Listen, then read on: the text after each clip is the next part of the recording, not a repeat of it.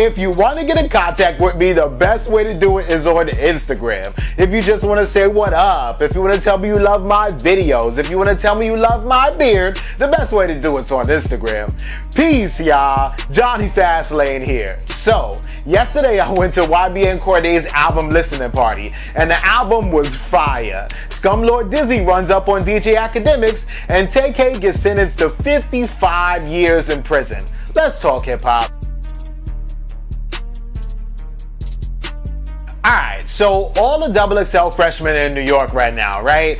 Blueface was on Breakfast Club yesterday, Cordea was on Everyday Struggle yesterday, and then he also had his listening party too last night in Manhattan, right? And I went to it, right? And it was dope, alright? So, you know, first of all, you know, Cordea comes through, he's like, yo, what up to the people, whatever like that.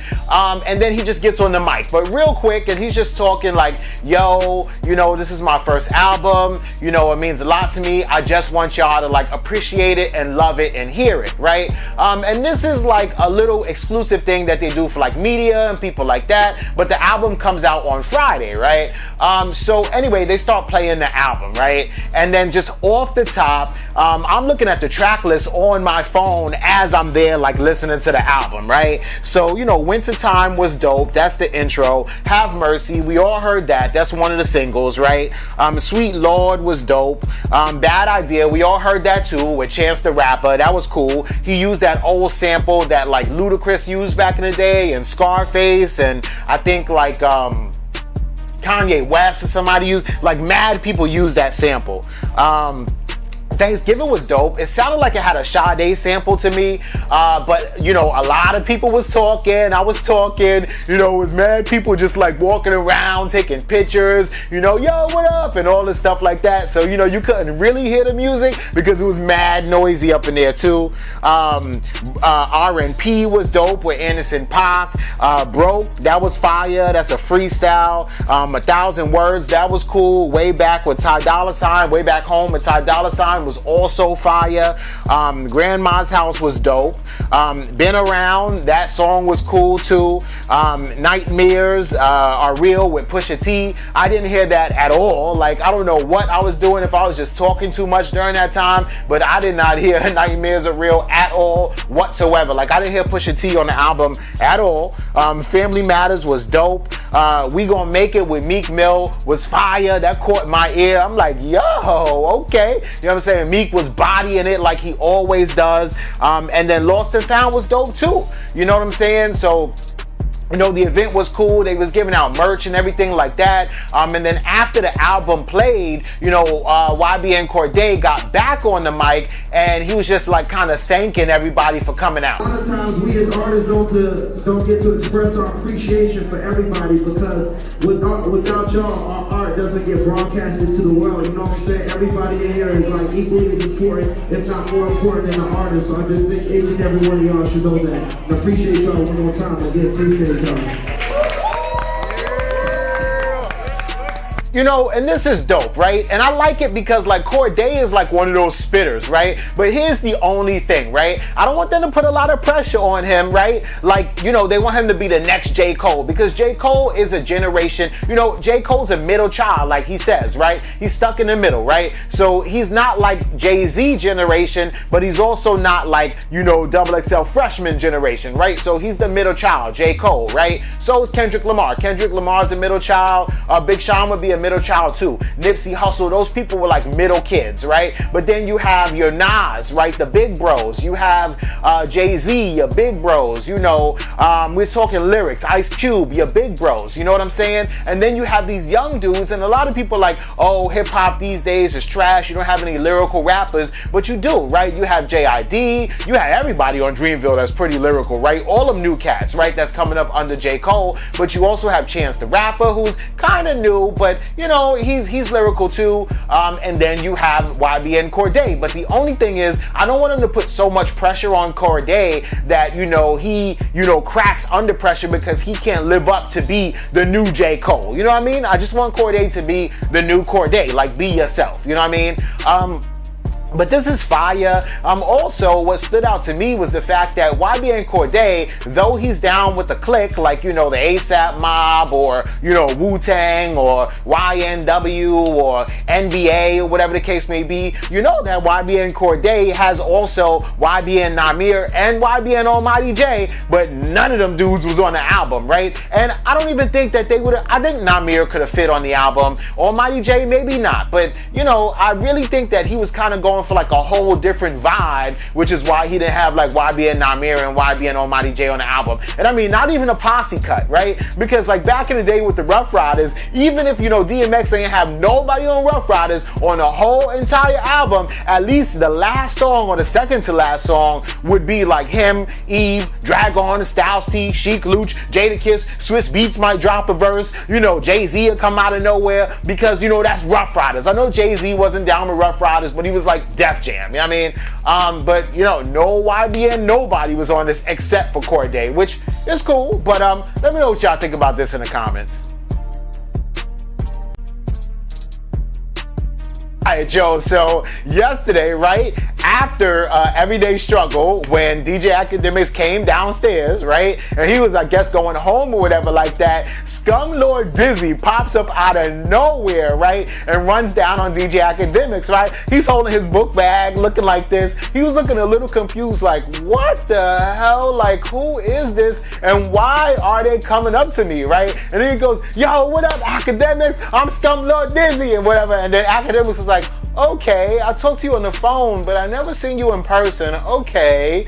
And then like Scumlord Dizzy was like, yo, I got some t-shirts for you, Scum Gang t-shirts. He opens his bag up. Akademiks is like, uh-oh, this is about to be it. You know what I'm saying? Like, and then he pulls out some t-shirts or whatever and gives Akademiks one. You see Akademiks calm down a little bit, right? And this is exactly how you do it, man. If you want to interview with Akademiks or whoever, right, and you just really can't get in contact with them, they're not answering your DMs, they're not answering your phone calls, you just wait, because you know where they're going to be at, right? So you just wait for them to come out and you run up on them. You got to give them something to calm them down, because Akademiks could be like, what you running up on me for? You know what I'm saying? So here's a gift. Calm down, here's a gift. And then start talking to him. And literally, that's what Scumlord Dizzy started doing, yo. So gave him the t-shirt and then was like, yeah, so, you know, 6ix9ine, blah, blah, blah. Started just talking about it. And then Akademiks was just sitting there listening to him. A 20-minute interview on the street. Akademiks and Scumlord Dizzy. Akademiks was listening to him for a very long time.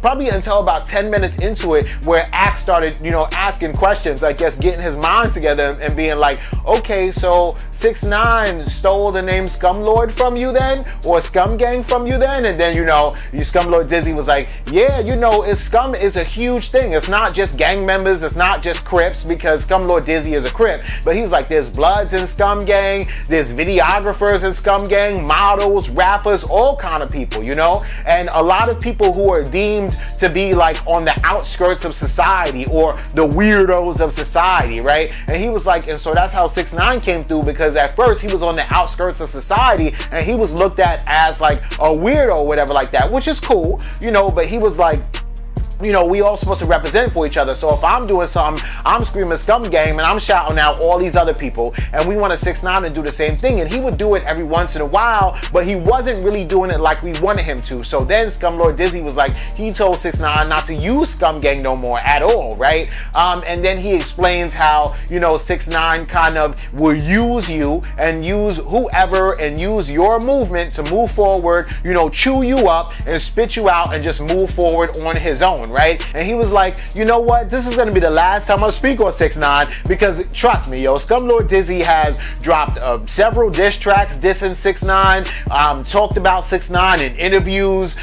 Basically, I think that Scumlord Dizzy, his whole thing, right? I think the whole like principle of even running down on Akademiks and trying to get like his word out or whatever the case may be, is that he feels like he's living in the shadow of Tekashi 6ix9ine now, right? Like 6ix9ine became so viral, so big, so huge that it's like he just yelled Scum Gang a couple times, like on the first 2 or 3 songs, because after that he was screaming Treyway because he went from Crip to Blood. We all know that he went from one click to another, right? Click hopping, right? But the thing is that since in his viral video in the very beginning when he was like Scum Gang, now every time anybody sees Scum Gang they associate it with 6ix9ine, and Scumlord Dizzy is like screaming and itching and fiending to like come up under 6ix9ine's shadow, because really and truly Scum Gang is something that he created, not 6ix9ine. 6ix9ine was just using it just like he was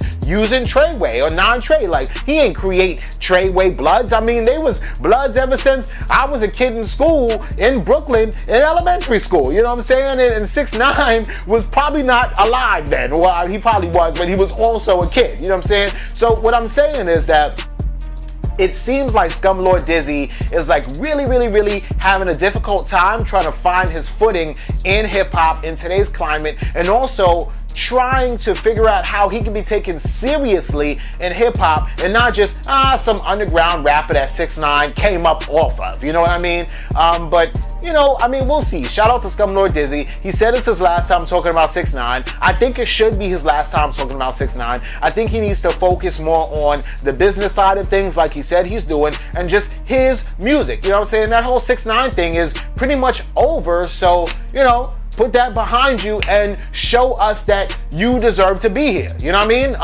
Let me know what y'all think about this in the comments.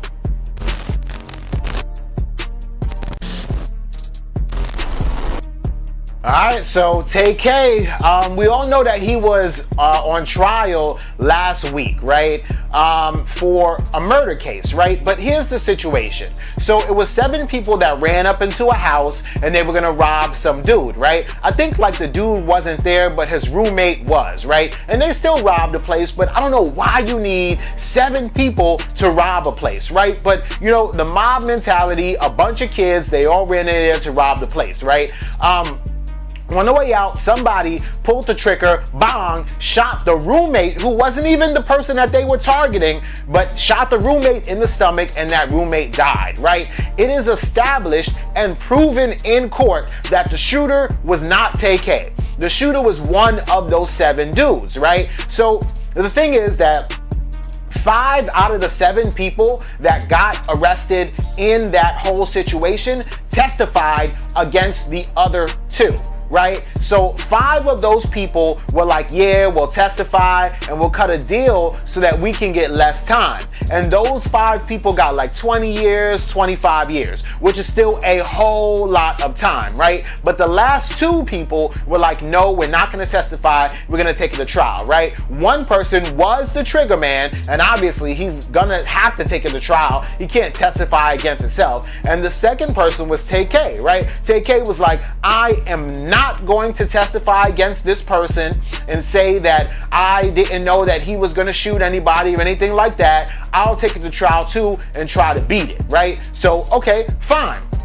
The trigger man was found guilty a couple weeks ago. They gave him 44 years. They gave everybody else, all the other people that testified against Tay-K and the trigger man, about 20 or 25 years, and then it was Tay-K's turn, right? So Tay-K pled guilty out of his own mouth. He said, yes, I pled guilty or plead guilty, and I admit that I knew I was taking part in a robbery, right? And so they said, copy. You was taking part in a robbery, you accept responsibility for that, cool. But this is where Tay-K went wrong, because since he said that he took part in a robbery and he willingly knew that he did that, that also means that you willingly knew that you were taking part in a murder. And he's like, no, I didn't know that this nigga was gonna shoot him. But here's the thing though, if you take part in a robbery and you know that he has a gun, then you know that it can possibly end in a murder. So, you know, you did it kind of willingly take part in the murder because you knew the worst that could happen was that somebody would be killed, right? And that's what happened, you know, so they ended up giving Tay-K more years than the actual shooter, right? The shooter got 44 years, Tay-K got 55, right? So Tay-K was arrested for this when he was 16. He was on house arrest. He cut his ankle monitor off during that time. He shot a video. He shot somebody else, and, you know, now he has to go on trial for that too, right? And in that case, allegedly, he was the trigger man, but I mean, he got arrested again and then took him back into jail. Now he's 19, and if he's found not guilty of the second shooting, he will still not get out of jail for 55 years. So until he's about 64 years old, but he still has another murder trial to go on, because after he cut off his ankle monitor, he went crazy. Then, you know, he is going to end up probably being in jail forever, yo, which is insane, because this man never got to, you know, chase girls. He never got to go on his first date. He never got to go to prom. He never got to have any kids. He never got to do a lot of things like that normal people would just do growing up, man. And the whole situation is just really sad. A loss of life for the person that got shot in the stomach, a loss of life for the other person that got shot and killed, a loss of life for, you know, Tay-K, a loss of life for the trigger man, a loss of life for all those kids who got 20 or 25 years. Like, there's so many people suffering behind, you know, these situations, right? And I just think it's crazy, man. But also, if you are killing people in the streets and you are wilding out, then, you know, hey, man, enjoy your time in jail. You know what I'm saying? So anyway, let me know what y'all think about all this in the comments down below. Don't forget to like, comment, share, subscribe. Make sure I hit that notification bell, and follow me at Jonny Fastlane. That's Jonny Fastlane on Instagram. And y'all already know what to do. Peace.